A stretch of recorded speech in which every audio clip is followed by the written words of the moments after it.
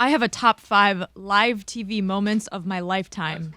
Oh, wow. This is very exciting. Ooh, you have Last to remember 20 she years. is young. Yeah. David Samson is going to join us in a moment, but we have to stop everything that we're doing to talk about this. Top 5 moments in your lifetime. We're live talking TV moments. live TV moments. Pop culture. Number 5. Kanye West during Hurricane Katrina relief saying George Bush doesn't care about black people. It's a good one. It's a good one.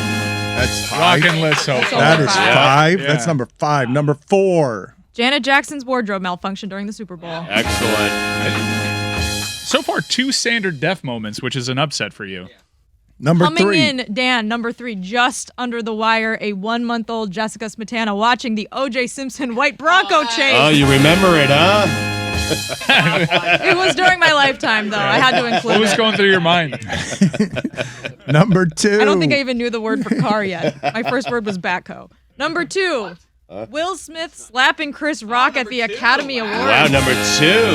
Top 2 moment of your life. Wow. Incredible. Top 2. I didn't put it number 1. I didn't want recency bias. What is number 1? Kanye at the VMAs interrupting Taylor Swift's acceptance speech. Excellent. Oh, wow. I think 5 Strong is... list. Not assault. That was 5 is 1, I think. You Yeah. left off Randy Johnson killing that bird. Oh, yeah. Was that during my lifetime? I think Yeah, it was after the Bronco chase. 5 is better than 1 there. David Sampson, you are an Oscars aficionado. That was total insanity last night. Your thoughts? First of all, we're all talking about it. So the producers of the Academy Awards right now are saying not exactly what we intended, but that said, we now have interest in the awards because we don't really have them in the movies that are being nominated. That said, is it true that any negative attention is better than no attention at all? Chris That's Cody? what I've been racking my brain about all night. Chris Cody's argument, it's one of the places where he has planted a flag. that Except today. any publicity is good publicity. I'm trying to find who it's bad for in this situation. I mean, I guess Will Smith's the only one. Definitely great for the Oscars as a whole. Good for Chris Rock. Yeah, I don't think great for Will Smith, though. I'm going to take that lane. Will Smith has not been seen as being hugely defensive of his wife or his marriage or his family in this sort of public way. And I guess the bear just got poked too many times over the course of his life. And he had a chance with his speech to actually make progress, to actually explain to people what it's like to be in a fishbowl, what it's like to be the butt of jokes, what it's like to be bullied, what it's like to have your marriage play out in front of all these people. And he had that moment, and he was prepped. He had his PR people around him. He had Denzel around him, et cetera. He had 40 minutes to sort of figure out what his speech was going to be. And I just found it to be that, like many actors, when there's no script around, it can be a little rough. It was very long. He spoke very long, and you can't really play him off stage. There's no, you have to let him blubber his way through all of that. He played himself off. Yeah, the cop should have dragged him off the stage. At some point in his speech, he's like, okay, I've been up here a while. I think that the problem the Oscars have is they take people off stage with music, right, who they believe the audience isn't interested in hearing from. Except the people who get taken off stage sometimes are just as important to a show or to a movie than the people who are left to blabber on, which is what Will Smith did. But again, because of that moment, picture the production truck. They didn't know what to do. They were trying to figure out exactly, is the show going on? They're trying to figure out what Amy Schumer's going to say. Are they having Puff Diddy, is it Sean Diddy Combs? Oh, God. Puff Diddy. sorry. I love it. It's a fine, by the way. Yeah. Hold on a second. Hold on. Time out. Hold on. Puff What Diddy. else do you want? Do you want to call him Puffy Daddy? Hold on. Listen, I'm white. Just tell me again what his name is. Keep Well, guessing. he's changed it a few times. Well done, Stugotz, because I don't think that you know what his name is at the Diddy. moment. But he has changed it a few times. Was it ever Puff Daddy? Yes.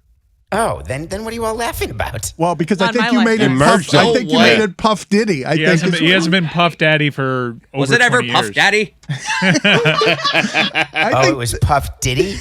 No, it was never Puff Diddy. No. it was. Puff Daddy, and then Puffy, I believe and then he you was said P. Puff Diddy, Diddy. and then Yes. just Diddy, You might and have now said- mostly Sean Diddy Combs. You might have said Puff Diddy Daddy. There was like So he's the spokesperson for what's serious, right? The guy who can't figure out what name he wants to go with, or sort of Prince-like. And I like Madonna. You're just Madonna. You're always Madonna. Okay, let's no matter make what. him change his name to make you more comfortable with saying his name. Regardless, what are some of your Yes. other thoughts on what it is that happened last night? Because it usurped what should have been a great night for Will Smith, the crowning achievement of what I mean, people can argue about his acting. I thought he was great in Ali. I think he's made himself into a really good actor, and that should have been a celebration of that, and that's not what it became. All he had to do was smile through it. And he started to do that. He started to smile through it when he was sitting in those beach chairs in the front of the stage. And then for whatever reason, as he was walking toward Chris Rock, my first thought was it's a bit. Because it can't be that he's walking on stage to do something. And then it looked like a theatrical slap. It didn't look like an actual punch. It looked like one of those things that you rehearse when you're putting on a movie or a play, like a fight scene. So I assumed that it was still a bit, and then I assumed I lost Wi-Fi when everything went quiet. I didn't understand why the censors would be censoring, so I just figured that my TV had gone off. Then I'm going on Twitter and realizing what's happening, and I'm losing my mind because now not just Will Smith, but Coda and Ariana DeBois and Troy Kotzer and all the people who should have gotten attention, it's all gone. The great production value of this, they changed the Oscars for you, for us, to be more woke, to be more hip, and that's done. Now all anybody will talk about, all the great work that was done, forget it. It's just Will Smith and the fact that he open-handed slapped Chris Rock trying to defend the honor of his wife and then did it in the name of violence, in the name of love, in the name of God. I'm all in, right? I've been bullied. It sucks. But at the same time, it's a live show, Will. You're about to get the microphone. You have the chance to actually get the last word in and to do it on your terms. But he didn't have a speechwriter. And what, though, David? Like, the consequences are what to this? Obviously, a night doesn't... None, Dan. He's Will Smith. Now, I want you to picture two different actors engaging this. I want you to picture if it were a woman up there who got slapped, or if it were not black on black. Imagine white on white. I know. I'd I'd love to think of it as Bruce Willis slapping Jim Carrey because he's gone after the original G.I. Jane, because Demi Moore is sitting there, right? Or Robin Williams or somebody else of that era. But what do you mean? Do I really need to do the think pieces on all the ripples of this? No, you don't. There's a bunch of think pieces out there if you'd like it. It would have been funnier if it were Anthony Hopkins getting slapped. Sir Anthony Hopkins. Thank you for the correction. I'll pay the That fine. would have been Sir Anthony Hopkins, who won the award last year when it was supposed to be Chadwick Boseman, by the way. But how can you ignore the fact that it took Denzel Washington, who somehow calmed Will Smith down and told him to look out at your highest is when the devil comes out? Does he mean the devil within Will? Does he mean the devil within Chris? Not sure which devil he was talking about. Will Smith is not going to get fewer parts versus more parts now that he has an Oscar. He's an A-list actor who is basically getting whatever roles he wants. Chris Rock is a fringe. He's a comedian. He's still going to be a comedian. Not all jokes land right. But I think that the example, Will Smith's son tweeted, "That's how we do it." I got a real problem, right? Boy. Oh, my God. That's the family motto, right? And I get it. You want to defend your wife, your mother, but do you defend it with pugilism? I'm not sure that's necessary. But if you're asking about what the impact will be, I'm sad to say that for both parties, there will be zero impact. You said you're not sure about pugilism, David. That's not you're not sure that I think most people can agree that that's probably not the way to handle all of that. But put this on the poll, Guillermo, at LeBatard Show. Does the Sir in Sir Anthony Hopkins need to get over itself? Mike Ryan, you had something here for Samson. Well, what you're saying isn't exactly the case for Will Smith. I know he came out of it because the industry backed him, but he wasn't getting every role that he wanted. People stopped turning to him after a while. Part of that's aging, but most of that is bad choices that he made.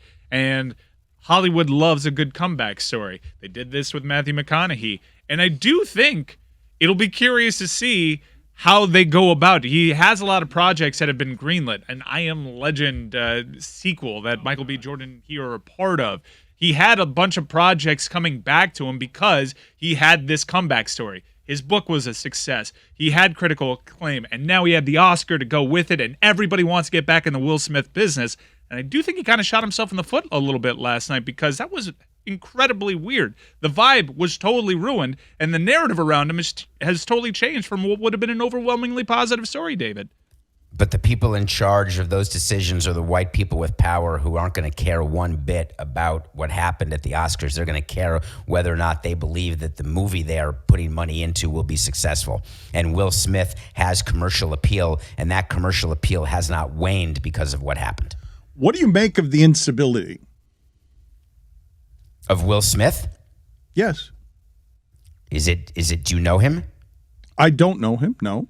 So what makes you say he's that moment unstable? looked unstable, David? David, what are you doing? Like, what do you mean? I'm just asking. Like, that's a word. That's a serious word you're saying.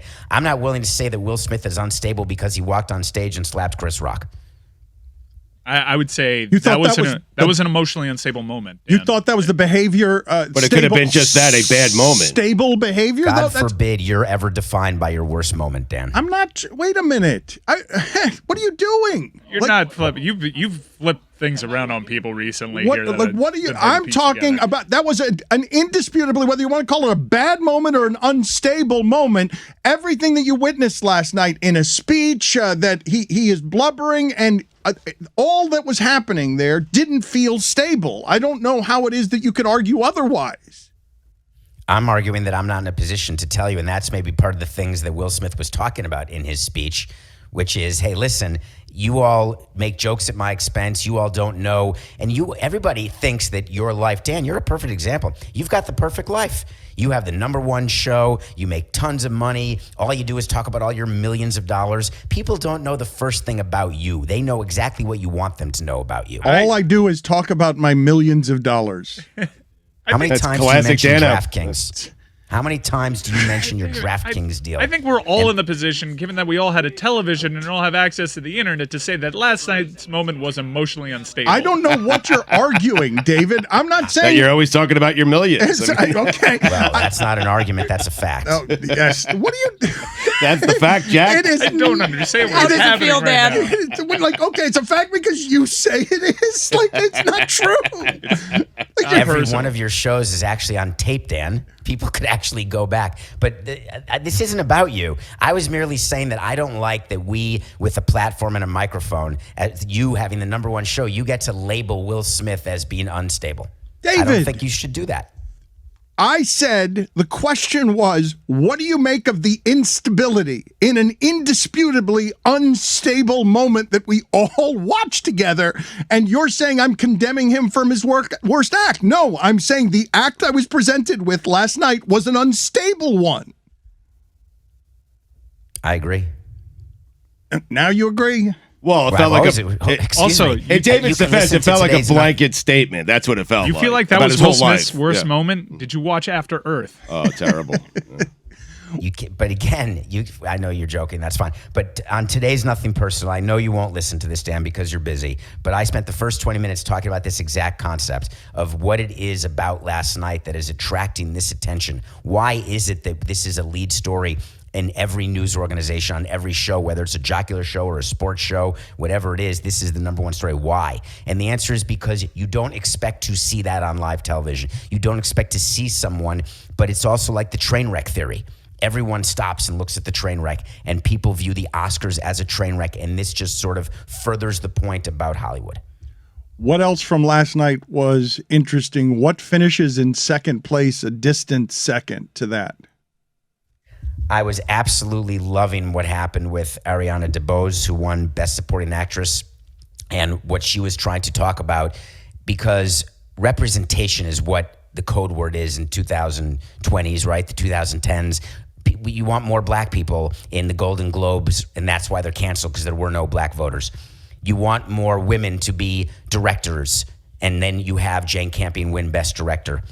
And I thought that that was the story of the show. It was, look at all the talent, and we don't have to see color. You don't have to be, you can be hearing impaired, and you can make a great movie and win an Oscar. And I was so angry that it got overshadowed by what happened, because jokes happen all the time in these shows. Ricky Gervais and his jokes are way more stinging than Chris Rock's jokes, way more stinging, and nobody's up there hitting Ricky Gervais.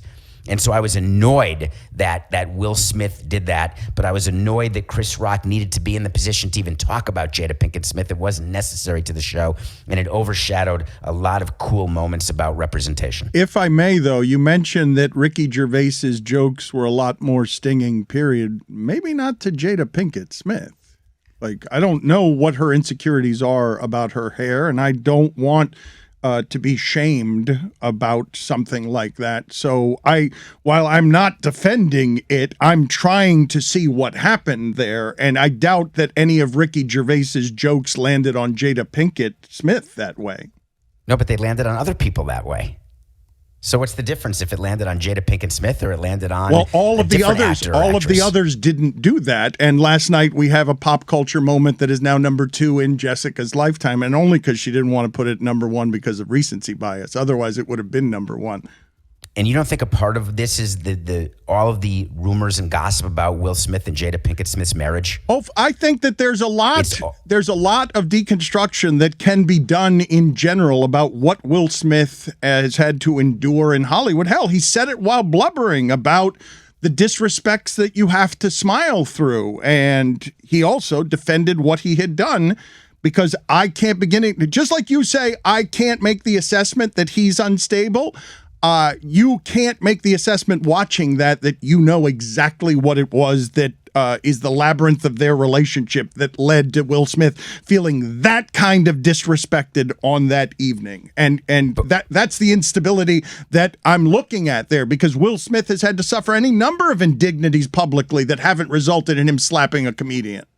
But we're all personalizing it. Don't we do that in every situation? You say, what would I do in that situation? How would I feel? And then you say, well, I was in a situation that must be like that when I was made fun of for my height or for my weight or for a show I did. Everybody sort of takes it inside themselves and decides how they would react.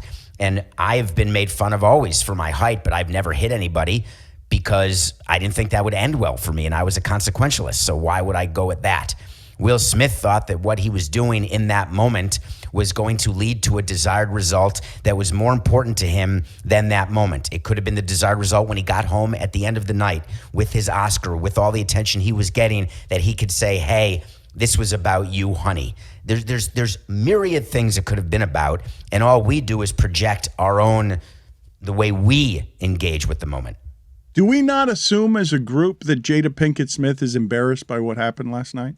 Well, we were talking about that before we started the show today. I think, like, I would be embarrassed. I don't know if, like, any of you have ever gotten in an altercation with your partner, your significant other there, and felt like a little like, okay, like, settle down. This is too much. But I think that's something a lot of people can relate to. My personal experience is if I did that, even if my wife knew my intentions, that I was trying to defend her honor. I've been in machismo situations like that where I feel like I'm defending her honor, and she's always talked me down by she'd be mortified if I displayed that kind of behavior. It is very testosterone to escalate to that place. Yeah, it's like this old-fashioned like chauvinism where a woman needs a man to go defend her. Like, that's not really how a lot of people think these days.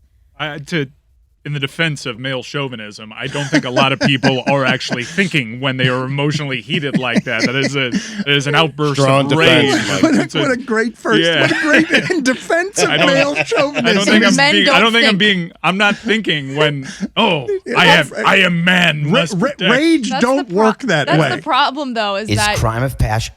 I'm sorry, is crime of passion a defense? No, it's just an explanation. Oh, that's very important in our penal system.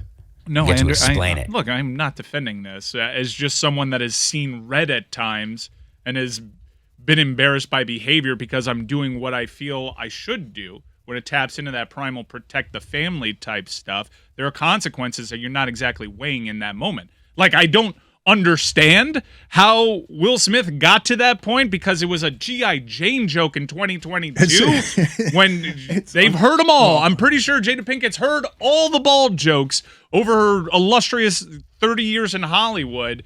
But the fact that he got there, I recognized it. We all know what was at play there. We all know what's happened to their relationship publicly. We all know what he's been made fun of for not being man enough there. So I think there is something to what Jess is saying that's played to it, but I don't think logic actually enters the equation when it's rage. That's like this. That's the scary part, though, is that your emotions can dictate your actions, and you don't think something through before you do it, and that's what Judd Apatow was trying to get at. Oh shit! I think, David, I do think that 30 years of Will Smith climbing in Hollywood is instructive if we insist on doing the thoughtful, how did we get here on the moment. Will Smith, as an actor, Fresh Prince, as a rapper, Will Smith as a likable Hollywood person, he is never the guy, keep my wife's name out of your bleeping mouth. You don't find it in his music. You don't find it from Uncle Phil. You don't, like, he climbed here to a rarefied air where he's getting an award that someone like him rarely gets. And the story of how he got to that stage and that was his breaking moment has an awful lot of details in it and an awful lot of personal stuff in his family that we don't know about. And I really don't know how his wife receives all of that. I suspect we'll find out someday soon on a Red Table Talk. There's so much that happens, Dan, behind the scenes with all of these people because they've got hordes of people, whether it's Derek Jeter, Michael Jordan, name the athlete, name the actor. They have hordes of people who are forming, like with silly putty, their public image. And Will Smith's image has been really shaped in a way where he is the family man, but he's also the rapper, but the actor, the serious actor who can play a serious part but can make you laugh. He can be romantic like in Hitch, doing a part that Denzel Washington couldn't do, but he can do serious. He could even maybe do Shakespeare if you asked him to. But now you are looking at him in a way and saying, will this change the perception of Will Smith, this act of emotion? And I would say it will not, but I'd also say that for all of you who are saying that, hey, it's excused by emotion, that is not the world I want to be. Explained, No one said it's not excused, explained by emotion. Yeah, so I don't want to have it explained that way because explained means excused. No, it does not. No, it doesn't. Those are two Do you different want him words. charged? Those are I think two you're putting different words words. in my mouth, and I don't appreciate it. Explained No, is not excused. Those are Do you not think synonyms. do you think it's wrong what he did? Yes. But you're saying that there are circumstances under which you would have done the same thing. Nope. No. You said sometimes emotions get the best of you, and you said in defense of Yeah, male but I've never chauvinism. slapped someone across the face, and I've certainly never done it to Chris Rock at the Oscars. You ever That's get really that an look from your opportunity wife, issue. though? You I've ever gotten get that look when You've gotten that look? when I start Okay. jawing at somebody that I Right. feel disrespected her. I Right. get that look, and that look stops me from acting out. And maybe he got a different look that was a green light for it, and but for Jaden Smith to tweet out that's how we do it. No, I've known the Will Smith enterprise for my entire life. That has never been how he's done it. It's exactly opposite. No, the way that we do it is we hire you. He usually kid- goes ha ha ha ha. Well, he and started that's doing it. that. He did. I mean, even in what we know about his own marriage is the perception of him is that he's just a guy that takes it. So that was shocking for several reasons.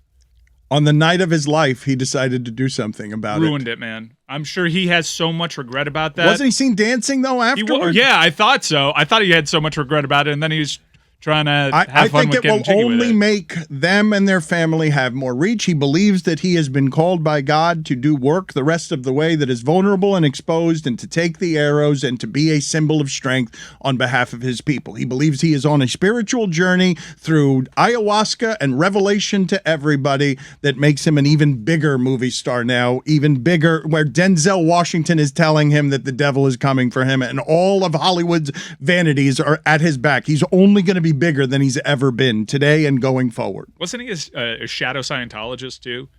So I'm very confused about his journey, and all the reasons that he articulated his journey resulted in slapping Chris Rock across the face. As a vessel for love for, for God. I think he was understandably a little shook, and How that could you speech not didn't be? make much How sense. could you not be? You can only poke the bear so many times. Outside looking in, by the way, Balloon Boy. Oh, where's Ken Bone? OLI. David, good talking to you. I'm going to go watch the Oscars. See you you, later. Dave. Yeah, I have some big NFL news, Dan. yeah. The Lions and Dan Campbell will be the featured team on Hard Knocks. Hard Knocks is officially back. I mean, are you kidding me? Follow-up NFL news. Yeah. I guess there's talk about changing the overtime rules and the sudden death rule, to which Mike Tomlin said, I don't fear sudden death.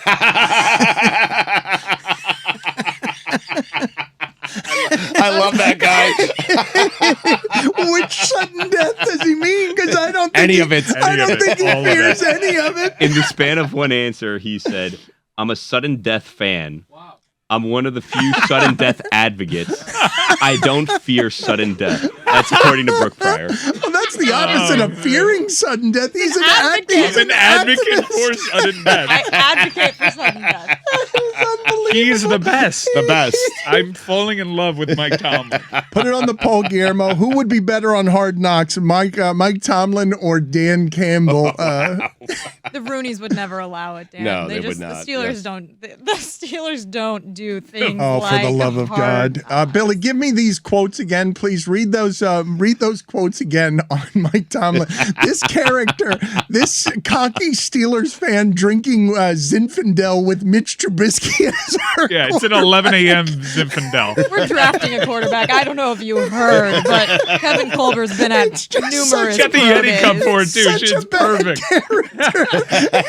It's such a bad character. I stiff wine at 9 o'clock in the morning, and I'm arrogant because I've done so much winning, but I'm scared that Mason Rudolph is going to end up starting week 6 for me next year.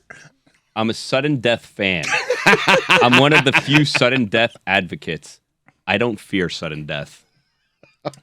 So good.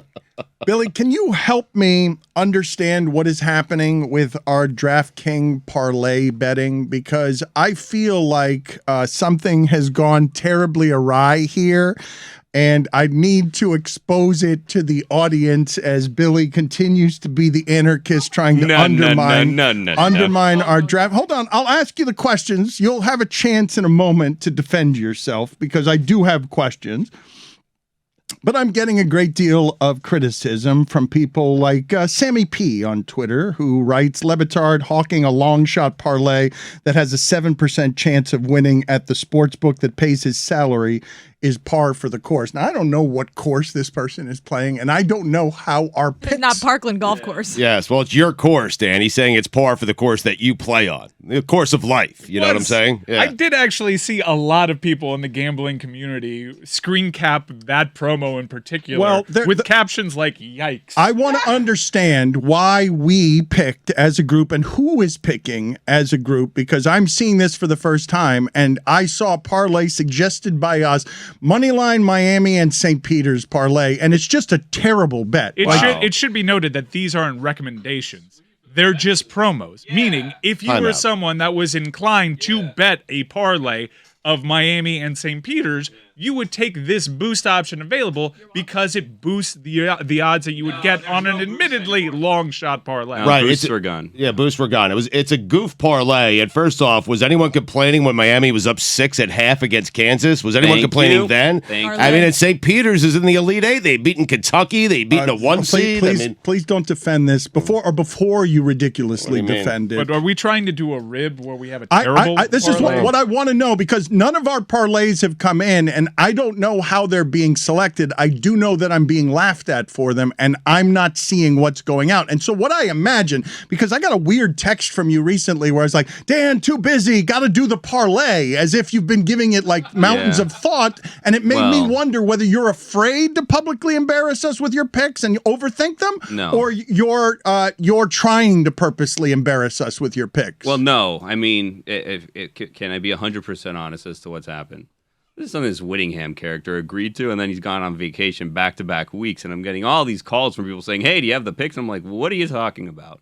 So then I have to ask around, hey, what do you guys think? What do you think about this pick? What do you think about that pick? So then on Friday, we were golfing, and I'm getting all these calls like, hey, where are the picks? And I'm like, hello, nice to meet you. I don't know. Let me figure this out. So I asked Jessica, hey, what do you think about these games on Saturday? So she gave me some Saturday picks. Yeah. We have passed the buck 3 times already. Well, he's done it to me as well. I asked Stugotz who it is that he wanted for one of them, so he gave us picks, but no one seemed really interested in making these picks, so I'm just asking people who wants to pick them. So I'm going to be honest with you. The St. Peter's and Miami thing, I asked my sister, I said, hey, who do you like in these games? So she gave me those teams, so that's what went out. Mm-hmm.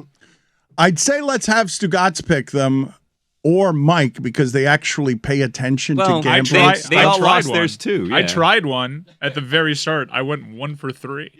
Parlays are hard, man. Well, you said 1 for 3. I don't think we've won anything. I think people are making... like in that 3-team parlay, only one of the teams one of his 3 came in. Won the first game, and I was really trying that one. We've won games, just not parlays. For entertainment purposes. Yeah. It sounds though. Parlays are tough, Dan. Yeah. Don't Very overthink tough. the promos. The promos are just like, if you're so inclined, take this. We're here to have fun. We like to have fun. I'm not trying to overthink the promos. I am laughing at the number of people who support DraftKings, who care about gambling and gambling knowledge, who don't understand why it is DraftKings would get into bed with an outfit that does not do gambling successfully by the numbers with sharps. We're just screwing around, and it looks like we're giving people advice that's pretty terrible. No, I was it's never 30 been that games above 500 during the NFL season. I mean, sharks, sharps. What do you want from me? Man, I it's mean, hard. come And on. if St. Peter's and Miami would have both won, we would have made up for all of those losses. So Exactly, it's yeah. time. Duke, North Carolina, boring. Yeah. You know what I mean? Yeah, was our parlay going to be Duke and North Carolina to win? That's boring. Come That's on. you can go across the street for that kind of business. Yeah, Yeah. I was more interested in It's a how lotto it shop. got made, and of course, how it got made is how our show makes things. No Billy's thoughts, sister. just farted out. Just farted There were out. thoughts. Ask no, thoughts. I asked people. I said, what do you guys think? Who do you like? You asked Peepo? No. I mean, Billy asked me for 3 teams one day. Yeah, I gave him there 3 you go. teams. I put some thought into it. I did. It didn't win. I'm sorry, but picking 3 teams to win is very hard.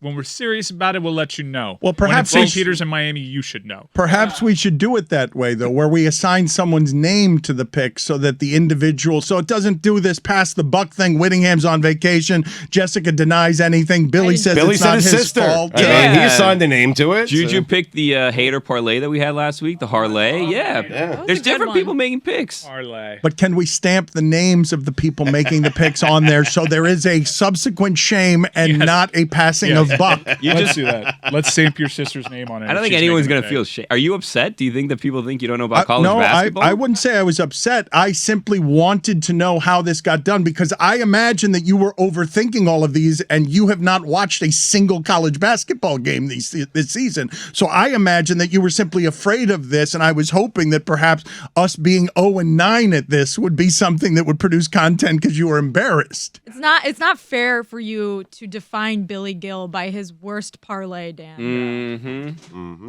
What about his sisters? It's not fair, Dan. Don't define Billy Gill by his worst moment in picking a parlay. 2 of the stories, Dan, St. Peter's and Miami. Yep. And God, what a story would have been if they made it to Final Four. 2 Cinderellas. Have you watched 5 minutes of college basketball? 5? This Yeah, season? I've watched 5 minutes. About your sister. Yeah, she's watched more than I have. What's the amount of college basketball that you have watched this season? The amount? How are we breaking it down? Minutes, games? What are we doing here? Not including yesterday, by the way. Oh, yesterday I watched it. I just can't I was trying imagine. to find a leak. I have a mystery leak that I was trying to get to the bottom I can't of. imagine that your expertise here is something that would be peacocking on full bloom display. Oh, no. I don't give a shit about college basketball. Let's talk about some of the football things here, Stugotz, that I wanted to get to. Did you see that Christian Kirk? I was not expecting this. I don't know if people reported this stuff. Jacksonville has spent more money than any team ever has in an offseason of free agency. And It was the Patriots last year, and then Jacksonville eclipsed that. Yes. But the thing that I wanted to ask you is, was there reporting or did anyone see that as the running back has become disposable, all of a sudden the wide receiver market has exploded, and I didn't have any forewarning for it, and I certainly didn't expect it to start with Christian Kirk getting $72 million, possibly $84 million from Jacksonville, and all of a sudden Tyreek Hill and Devontae Adams saying, well, never mind, I don't want to play here anymore. I can get, like, the market has been set by Jacksonville, and they had to play that, your team stinks tax, and so they've given the third receiver for the Cardinals $84 million possibly, and the construct of how money is spent in a salary cap sport just changed, and nobody warned us. Or I didn't see any warning that all of a sudden, wait a minute, what do you mean Devontae Adams and Tyreek Hill are going to change teams? Because the entire market has shifted, and it's been changed by, of all people, Christian Kirk. Well, there's a few things. The running back position, obviously not as important. The third wide receiver is increasingly important in the NFL to have a good third wide receiver. And then a lot of teams, Dan, what they're doing, and you know this, is that they're using their short passing game as their running game. That's essentially what they're doing. Like, I expect the Dolphins to use Tyreek Hill and Jalen Waddle in ways where they'll get 2 and 3 yard passes and run it up the field for 10 yards, and that will be a form of their running game. But the ramifications are still going to be felt because now Stephon Diggs is trying to get a new deal. Yes. I wonder where the tipping point where it stops the dominoes stop falling at all these wide receivers that point to Christian Kirk's market-setting contract and aren't up in arms about it. I did not have Jacksonville shifting the power of football with their wide receiver pick because they just took two monsters from the two of the favorites in the league, and none of us saw it coming in America's most popular sport. And I'm wondering, where was everybody? Like, where are the people who report on this stuff and would tell you, hey, we love the salaries, we love the money, we love the sport, we love the transaction, and nobody out there told us the whole market's going to shift. At least with Tyler Johnson and the Heat, we were warned by people, hey, the new salary rules are going to change the entire dynamics of how people are paid. In defense of Adam Schefter, I remember him talking about this when DeAndre Hopkins was traded, I think, to Arizona? He was traded there, and he said because of the contract they gave him, that the entire wide receiver market was going to eventually shift in terms of dollars. In defense of 10-Day Tony, we did actually have this very conversation in Austin when Christian Kirk was traded. Smart football people have been saying he reset the market, and things from there were going to cascade in a much different direction. And cascade they have. Put it on the poll, Guillermo, please. And cascade they have, ? I'm voting yes. Yes or no. Tyreek Hill said, quote, when asked of the Jets, who? The Jets? Nah, man. I knew I was always going to pick Miami no matter what. End quote. That is what Tyreek Hill put his name on, and I think most people were surprised by everything that happened there. Such a move, such a big move that during the Heat game the other day, Stugotz, breakaway Andre Drummond, yep, gave the Tyreek Hill peace sign on a dunk. I saw it. They're tanking, right? The Heat. They're afraid of Brooklyn. They're absolutely losing on tanking. purpose to not run into Brooklyn in the playoffs. That was a very clunky transition, Dan. How about you do this? The Miami Heat are 0-3 since the Dolphins acquired Tyreek Hill. But tanking.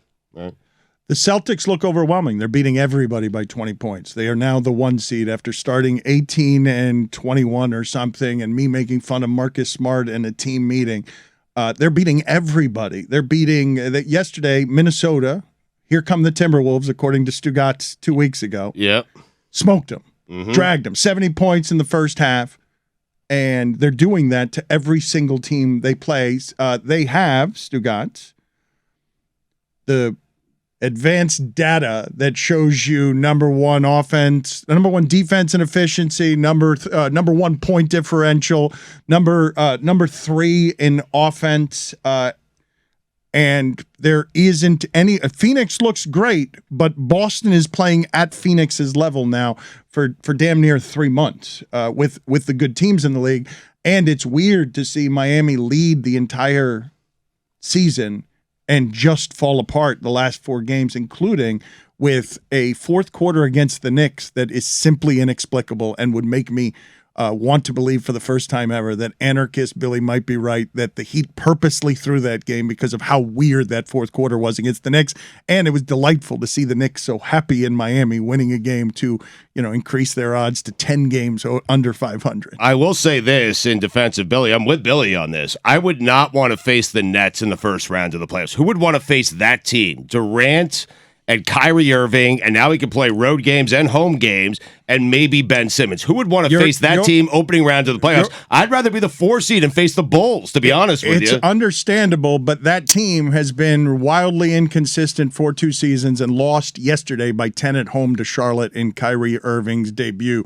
I don't know what that team is. I know those names are great, and I know that they dragged the Miami Heat and looked completely overwhelming and unstoppable and made me notice, like, while watching the game, well, of course you're not going to beat these 2 guys with Caleb Martin out there, and you're not going to beat these 2 guys with Max Strus missing all of those threes, but then they go home to Charlotte, and in Kyrie Irving's debut, they look terrible. But what that team is, Dan, is with James Harden with a pulled hamstring and Kyrie Irving out, Kevin Durant almost beat the Bucks. I mean, he was a shoe size away from beating the Milwaukee Bucks last year, the eventual NBA champions. Like, you want to ease into the playoffs, okay? First round, you kind of want to ease into it. You don't want Durant and Kyrie Irving, 2 headaches in the first round of the playoffs, you know? You get eliminated, then you start headed into next season, and you're like, Jimmy Butler, $36 million. Bam Adebayo, $28 million. Kyle Lowry, $26 million. Do we tear up the blueprint? Right. That's what you don't want. You don't want people questioning the blueprint after a first playoff round exit. So, you toss a couple games here and there. All of a sudden, you don't have to run into them. You have a second round, third round exit from the playoffs. Everybody forgets it. Oh, you know what? Little underachieving, but good season. Next year's our year. Whether you're tanking or not, you would agree that being the 2 seed, 3 seed, 4 seed probably better for the Heat, no? I'm not disputing that. No, I wouldn't argue that the 2 seed might be better because I imagine Brooklyn wins that play-in tournament.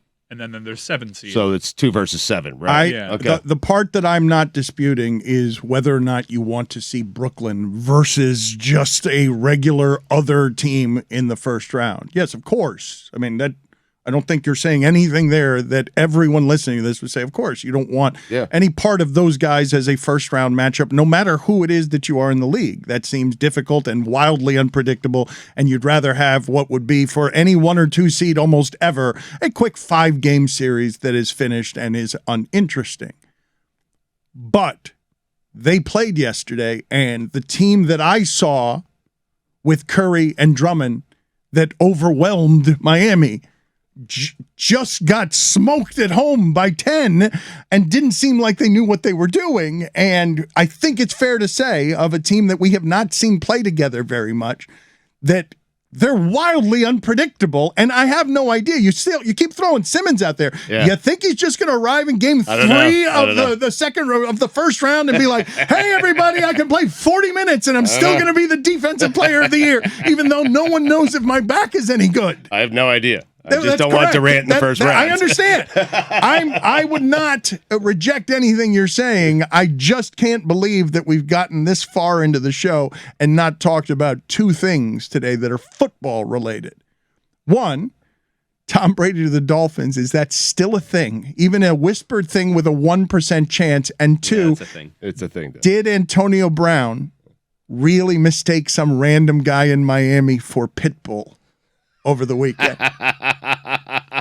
Start with the second one first, because it's more interesting than Tom Brady to the Dolphins. Really? Antonio Brown has taken to wearing a single glove on his right hand. He is not since Michael Jackson has this been seen. It's just one glove he's wearing. Saw him the other day with a jacket that read across the front, "Business is booming." And I thought to myself, is it? Is it? And now he's mistaking Pitbull or some random dude for Pitbull, and Pitbull is saying, of course, "Dale, I'm a big fan of you too, Antonio Brown." Yeah, they both played it very well on social media afterwards. It was a great video. And prior to the slap heard around the world, the certifiable funniest thing of the weekend. But we all forgot. I was just reminded of it because I'm all in Will Smith land right now. That was great. We'll have more Will Smith talk next. What happened to Brady?